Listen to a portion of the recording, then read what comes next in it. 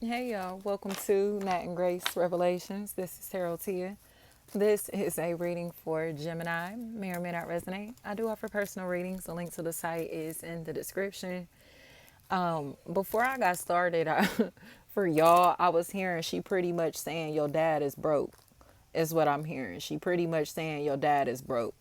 And I don't think that that's what was happening. Adams, I think this person is a troublemaker. But it's just one of those situations to me to where these people have to realize that there are bloodlines that are great, bloodlines that have greatness running through them, and their bloodline just may not be one of them.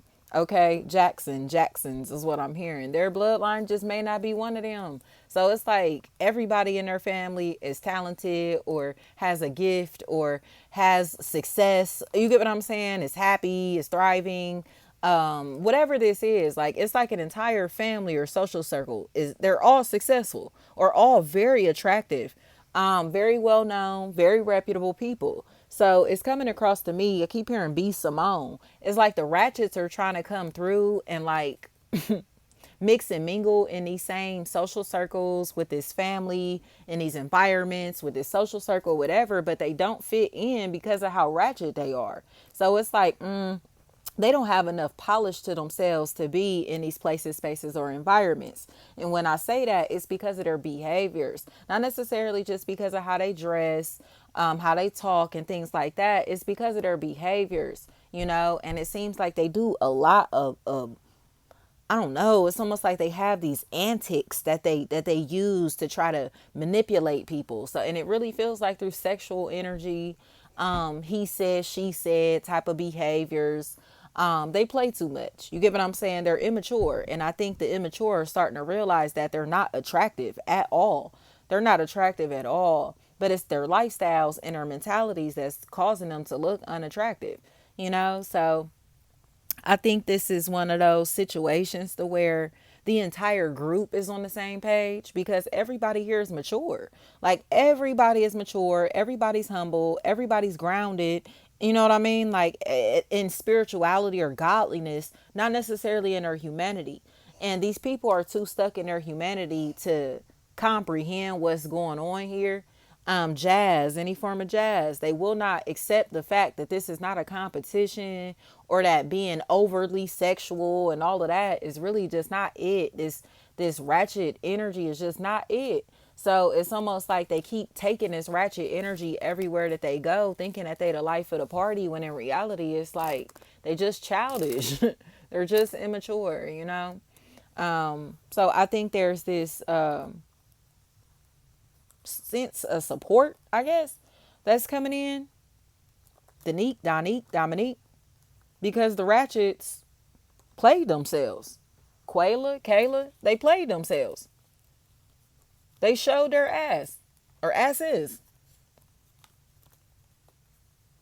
And now it's almost like the formal invites that they were expecting, that they used to get, whatever, they're not getting those anymore. Keep hearing you got to sign a waiver. You got to sign a waiver. That's because they're manipulative and they're untrustworthy. These people seem like they will get like extremely intoxicated and like act a fool for real. They get under the influence and act a fool. And at this point, it's just like, how much more of this do you need to see? Or do others need to see? TC, TZ. Because these demons come out of them every time they get under the influence. I don't care what this is. Every time they get under the influence, these demons come out.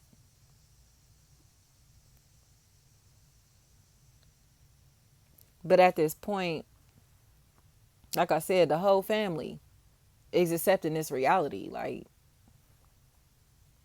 they need help. Whether this is rehab, therapy, they need help. They family and friends is in a place where they're getting how fixated this person is on somebody. Because again, it's almost like when they get under the influence, they become even more fixated on these people or this person. The more that they see this person, like they saw him last week, now they seeing him again, and they see him the following week. Like every time they see this person, this hate is intensifying to the point that it's like, are you taking your medication, bro? Are you going to therapy still? Have you been to the doctor? Are y'all noticing like what's going on with this person? Is anybody noticing this? Is anybody else seeing this? Is anybody else recognizing this? Vince. They recognize it, but they're in denial. Or refusing to, like, you know what I mean, admit that that's what's going on. Sierra. It's like, do you get that? Like, the more that time passes, the more fixated this person is on somebody. Amari, it's to the point that it's like, are they okay? Do you think we should say something? Do you think we should do something? Quayla, yes, speak up. Speak up. Especially if the letter D is a factor in this equation. They're starting to get uncomfortable because they feel like this person is fixated on somebody. And the whole family, the whole team, the whole group, the whole social circle is fully aware of it.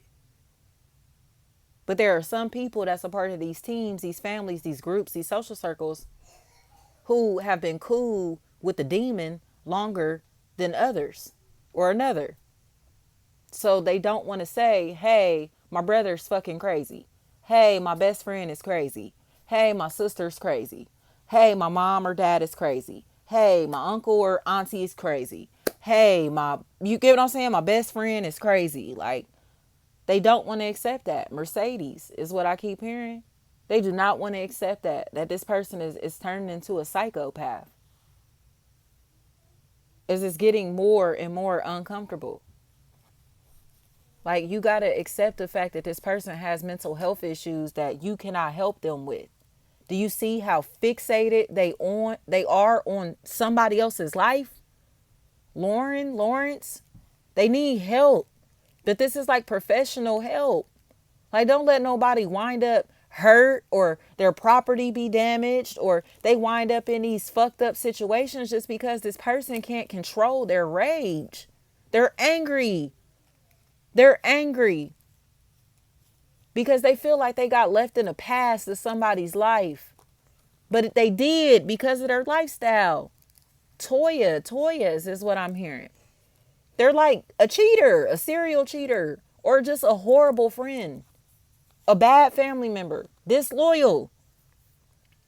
And they have now become fixated on targeting somebody, hurting somebody, ruining somebody's life. Because that's the truth that they can't accept. Kayla, Kyla, Kel, Kill, Cal, Kyle. They won't accept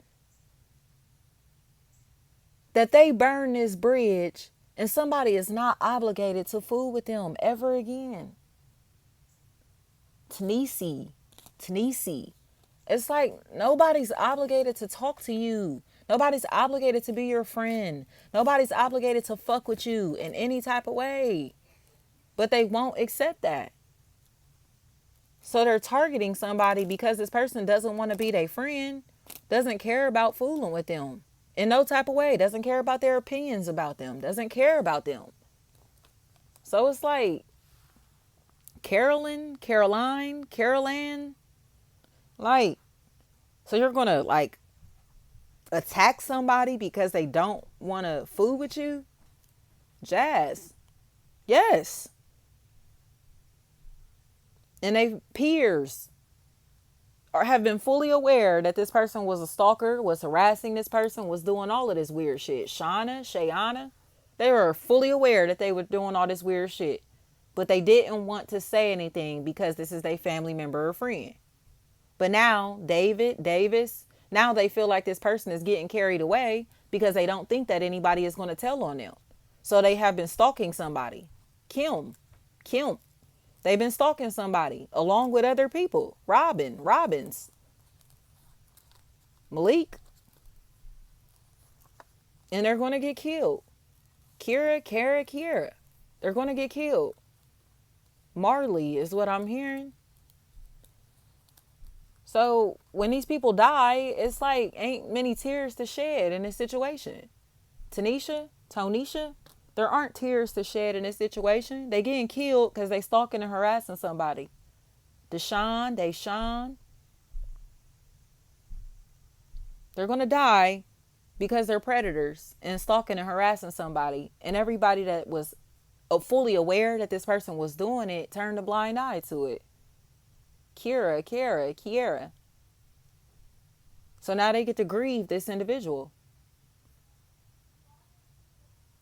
Y'all wouldn't accept the fact that your family member or friend was a fucking predator. But now in death, you get to find out everything that they've been doing behind the scenes. So now you can completely understand why nobody's grieving this motherfucker. Thank you so much.